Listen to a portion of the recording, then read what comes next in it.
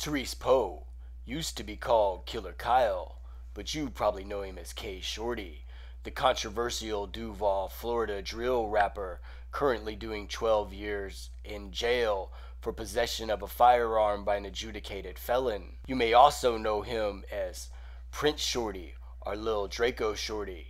That's right, things get weird around Terise, but one thing we know for certain is lil' bruh solid. But is lil' bruh in fact solid? Come with me now to the core website as we read transcripts of Kshordy's trial. In 2021, Kshordy released a song called On Your Ass with no video and only a static image. The song has amassed 1.7 million views on YouTube.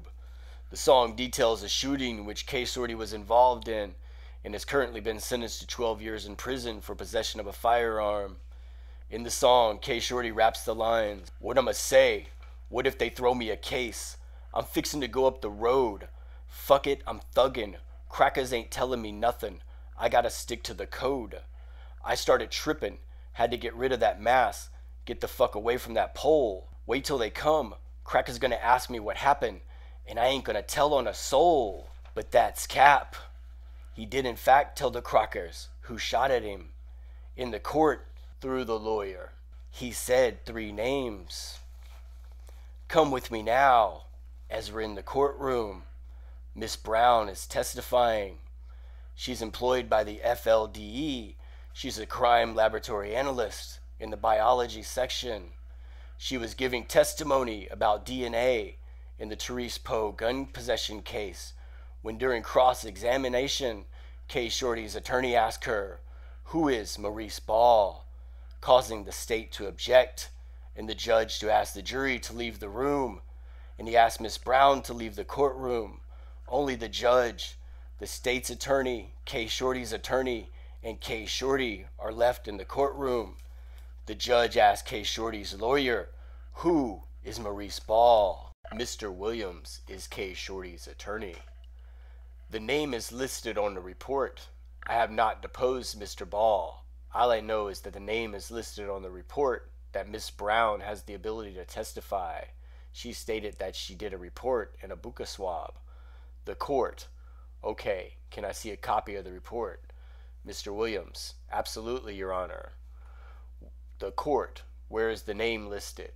Mr. Williams, "It's right. Actually, it's under Mr. Poe's name." The court, "State, do you know who Maurice Ball is?" "I can make my assumptions based off of doing this for a lot of years, but I want to be clear for the record." Miss Owens, the state's attorney, "A rival gang member, Your Honor." Mr. Williams, "We would object to that." The court, Okay. There's no jury. Take a breath." Miss Owens, "I believe he's a suspect in the murder, Your Honor, but I could be wrong. I know that Roland Ball has been arrested. I believe that Maurice Ball has as well, but I need to double check to be sure." The court, "Okay, let's take a step back, because I don't want to know what you guys know, and I enjoy that part of the trial. I'm assuming this report, as it says, offenses, death investigation, assault, Duval County, March 2020. I'm adding that this March 2020 incident was the murder of Kshordy's girlfriend, Nandi, may she rest in peace, in which she was tragically killed and Kshordy was injured. I'm just reading from the front page of this report that the defense counsel handed me, so I'm assuming that this has something to do with the March 2020 incident that Detective Thompson was investigating, that that's the case that Mr. Poe was a victim in which the vehicle he was inside was shot at. Am I accurate in making that assumption, Mr. Williams? I'll go to you and then I'll go to the state, or do you not know? Mr. Williams, I do not know anything about who was arrested. I know that there was a report from Miss Brown, who is an expert at testifying, that there is a name, Maurice Ball, mentioned. The court, okay. Mr. Williams, with buccal swab. The court, you didn't answer my question. State, do you know the answer to my question? Miss Owens, I'm getting a call from Detective Thompson now, but I'm just going to try to text him, Your Honor. Let's take 5 minutes. Recess taken, 3:26 to 3:39 p.m. The court, can we go back on record? I have counsel for the state, defense, and Mr. Powe present. The jury is outside our presence, as is the current witness, Miss Brown, with FDLE. She took a break in the middle of Mrs. Brown's testimony based on the state's objection when Mr. Williams asked Miss Brown the question of who is Maurice Ball. Apparently his name is in an FLDE report that was not allowed into evidence over a qualifying hearsay objection. When I inquired who Mr. Ball was, there was some back and forth, and we took 5 minutes to figure out and go from there. So I'll go with the state first, and then I'll go to Mr. Williams. State, do you want to add anything? Miss Williams, only that we did confirm he's a suspect in the specific murder investigation. The court, Mr. Williams, do you want to add anything? Mr. Williams, the question, Your Honor? The court, you want to add? I'm sorry, I spoke too low. Do you want to add anything? Mr. Williams, Your Honor, just the position of the defense that the expert who you brought in issued a report that defense has every right to ask a witness about the report and that she testified that she published. We're merely asking questions about the report that she published by the witness who the state called the expert report. The court, Mr. Williams, I have been entirely patient in this trial, but you are testing my patience with how you are conducting yourself at this point in the trial. You know that any comment on another case is wholly irrelevant to the charges your client is facing today. You know that. You're a smart attorney. It is evident that you are good at what you have been given, and you have done with it this week in my limited experience with what you are pleading that you have filed in the case. There have been well-crafted, well-argued, and frankly better than a lot of things I have in this division. You know that people listed in the reports, I figured them out in about 10 seconds, are related to the March 2020 incident. That is unrelated to your client's possession charge from August 2020. You know that. Why you continue to ask questions of witnesses in my opinion, a transparent way to inject error into the trial, I don't know. But that's how it's coming across to me at this point. Because there's no other reason for you to ask the question in that way unless you intentionally are trying to inject error into it. Because who Maurice Ball is and his involvement in the March 2020 murder in no way, shape, or form proves or disproves whether your client is guilty or not guilty of the charges in August of 2020. Nor does the buccal swab taken of Maurice Ball have any bearing on this case.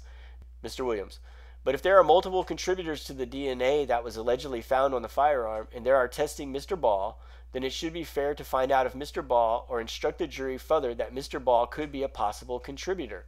The court, what's the connection? The court, okay. And you are saying that you want to argue to the jury that Maurice Ball is one of the contributors to the rifle or the magazine. Mr. Williams, that could be potentially yes. The court, okay. And how does Maurice Ball fit into the picture? She's not going to know who Maurice Ball is. You know that. Mr. Williams, I mean, at the end of the day, the fact there are other contributors, we allege it. The court, we can argue to the jury that the contributor could be President Biden for all I know. Mr. Williams, but the defense that Mr. Powe was not in possession of a firearm, therefore whether Mr. Ball was, as the state said, being investigated for attempting to have shot him in March, it could be easily plausible that he attempted to shoot at him without even getting to that day, attempted to shoot at him on August 3rd, 2020. The court, okay, so now you're saying the shooting from March is tied to the August 2020 case? Mr. Williams, I mean, I think they certainly could be a scenario that throws it out there. I mean, the court. So are you arguing that to the jury? Mr. Williams, we were going to argue that Mr. Powe there was an assassination attempt on Mr. Powe and that he was one of the things that we elicited through the court. Yes, talking about the shootout. Mr. Williams, yes. The court, that was through the detective's report. Yes. Mr. Williams, yes. The court, I understand that portion. Where does Maurice Ball fit into this? Mr. Williams, well, Mr. Maurice Ball could have been a perpetrator of that. The court, again, you're saying could be. Where is the evidence that you can point to that makes it relevant for it to be admissible in trial? In addition to the buccal swab, there's additional buccal swab that she reviewed, analyzed, and tested. The court, in a wholly different case, allegations that was a gang, some gang relations. The court, I have no idea. Mr. Williams, no, I'm saying they. The court, the word gang has never been mentioned in front of the jury. Mr. Williams, correct. And I don't intend it to be mentioned in front of the jury because it's not relevant to the case. Mr. Williams, correct.